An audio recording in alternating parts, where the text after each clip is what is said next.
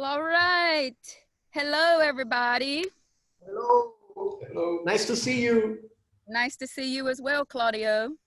I'm so excited to be here today for my next global music match conversation with Bandadriatica from Italy.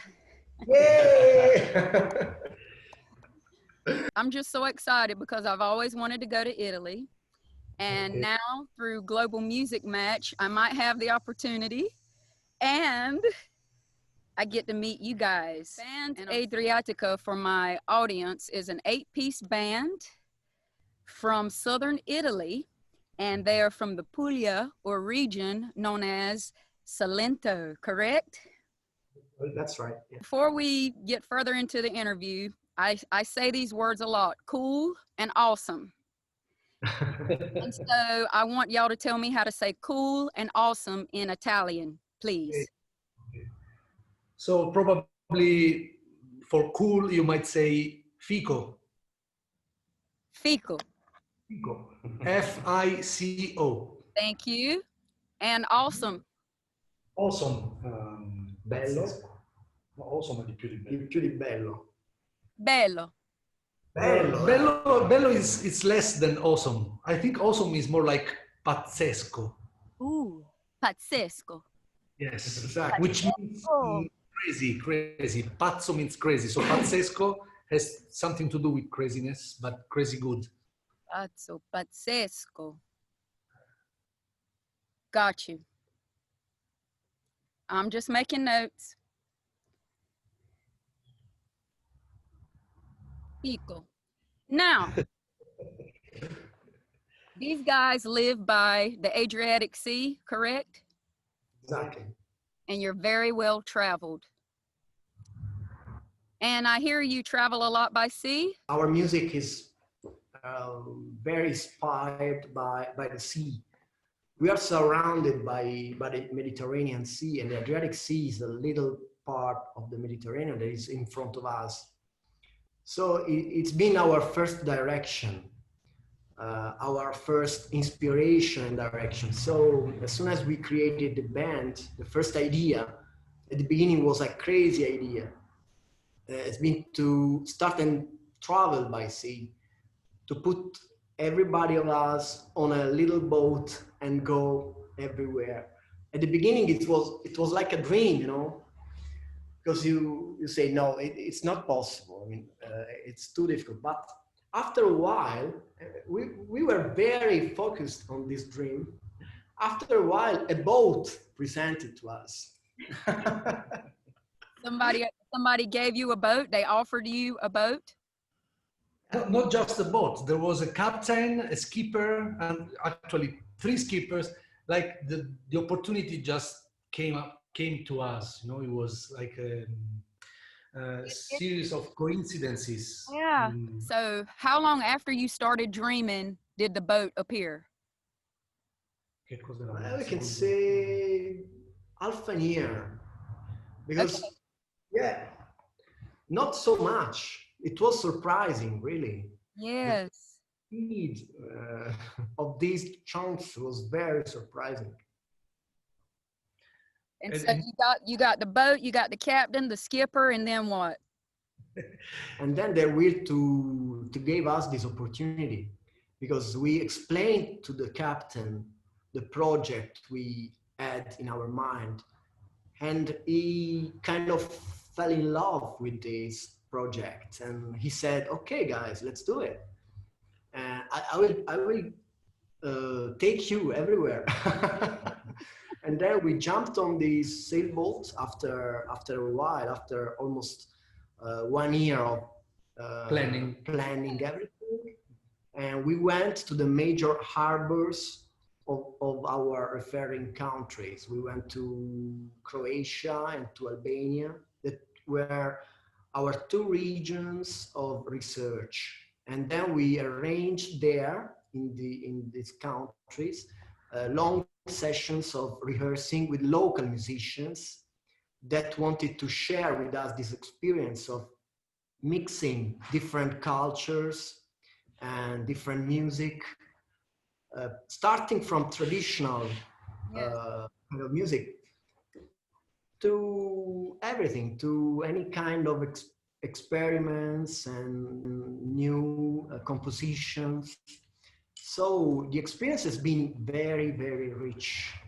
We have really reached some points of being together and making music together, above all with other people that we didn't know and that would come from totally different musical worlds. So it's been amazing. I think it's important to say that there was an idea behind the whole thing, an idea that came up from his intuition, because what he did was inspiring the whole band with this idea of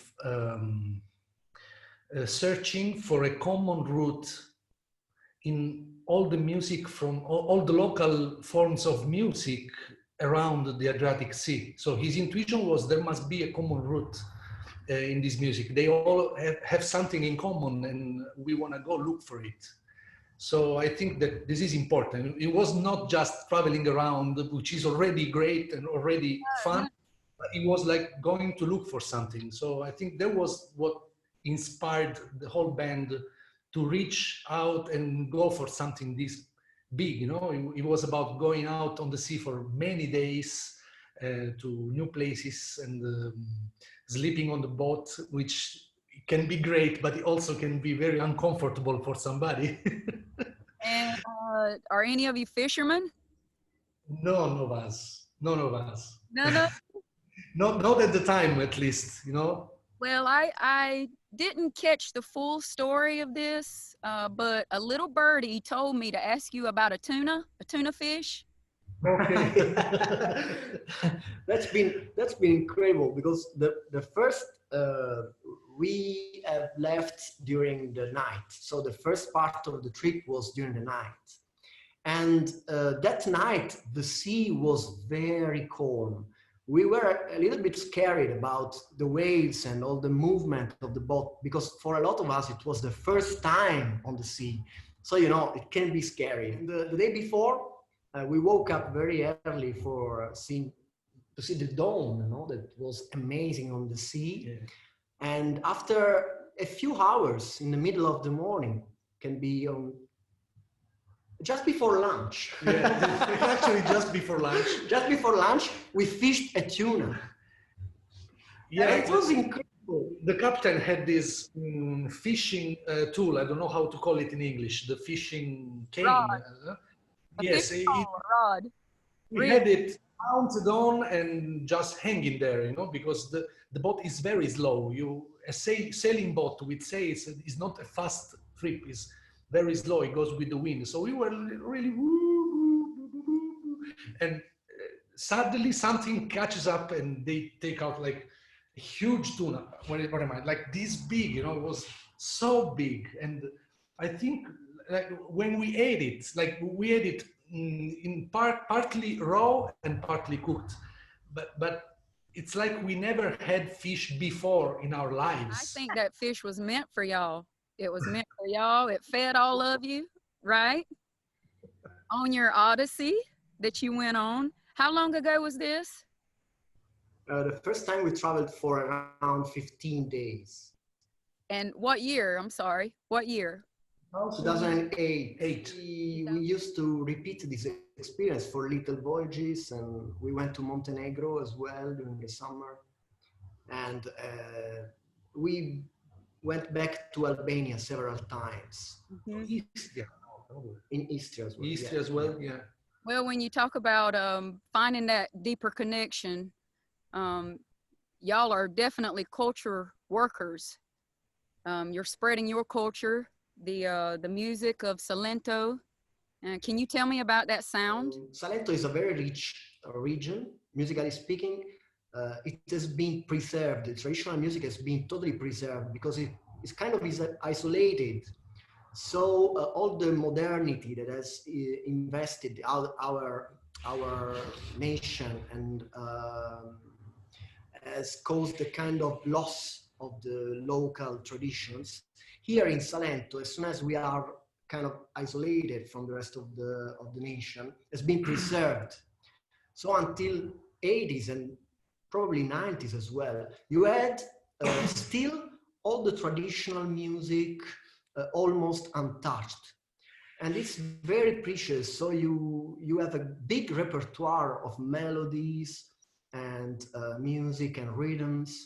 They are very powerful. They are powerful because they are ancient, and you can feel that kind of antique charm of the music, antique power, and it's very rich. So we started playing this music for several years, and then we tried to develop, to make it new, in the sense that in our hands it becomes actual. So the tradition become a new tradition. Another very important point of our band is the connection with the local marching bands, that are really? another big tradition. Above all, in our towns here in Italy, there is always a marching band. Almost every musician that plays a wind instrument start to play in a marching band. It's a kind of a school, no? Yes. It's a street school, quite different from the classical path. And this tradition of marching bands with the traditional music that is more tarantella, more similar to the rural part of the music, has made this sound that we have mixed another time with Eastern music coming from all the Eastern Europe part. There is more Balkan. Okay. And the connection with Balkans was exactly the same marching bands, because we have marching bands here. Right. It makes me think of the bands and the band tradition in Louisiana. Mm-hmm. And, they have a strong tradition there of marching in funeral processions or anything in celebratory. And so is that the same, is that how marching bands perform there and their purpose? Oh, yeah, probably in the States, you have the same, like I think that the marching bands in the States basically are, that from the instrumental point of view and from the harmonic point of view, they are what came from Europe basically. But while in the States, then you have the contribution of the African people, right? Yes. That put the improvisation into it and the shaping of the sound of the instrument. Right. Here, the marching bands have a stronger link to the classical repertoire. Okay. They don't have improvisation parts in it. Also, the folk music, the traditional music he was referring about, has a stronger link to ancient traditions and hasn't gone through a process of evolution, of musical and stylistic evolution. So it remained basically what it used to be 50, 60, 100 years ago. It was a big challenge because on one side, we have the marching band with that does not improvise. They play scores. On the other side, we have the folk music, which is mainly improvised in the lyrics, and but on very simple structures that are the same since many decades, many of them, probably 100 years, I don't know.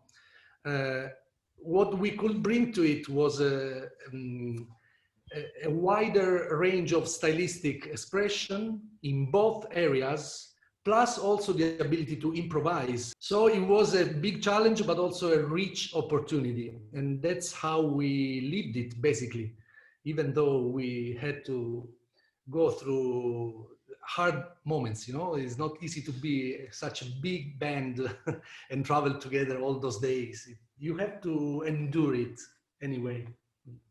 And it's very important and good to note that you see it as an opportunity and a blessing to be able to perform this sacred music, because it is sacred and it comes from your ancestors. And I'm glad that y'all are carrying on those traditions and adding your contemporary spins to it. And it's Fico. Fico. And so I also wanted to talk about your newest project that you just released, Odyssey.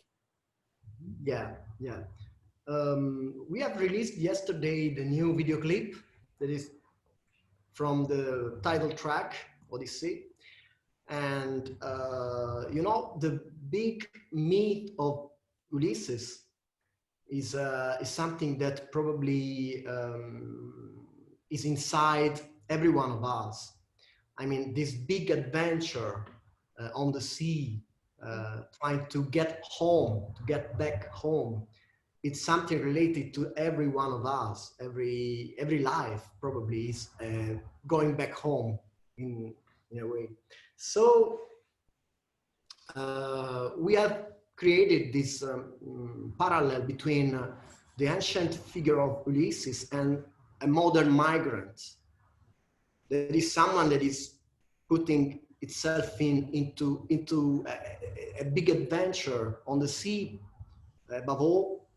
And in the Mediterranean Sea, we have a lot of migrants nowadays. Like the great idea of Claudio was to merge the figure of the migrant with Ulysses, and that is like taking the whole issue of migration out of its common ground of speech and talking and putting it in a totally different light. So I'm saying once again, Claudio had a great idea and he made it happen, you know, with the band. So yeah. And when he talks about the album and the story behind it of folks going home, and those migrants, you know, that are coming there, they may find their space or their home there, you know. So people need to look at it from all sides. They need to be considerate of what some of these people are going through, escaping from, and then they're going to you to, you know, potentially feel at home.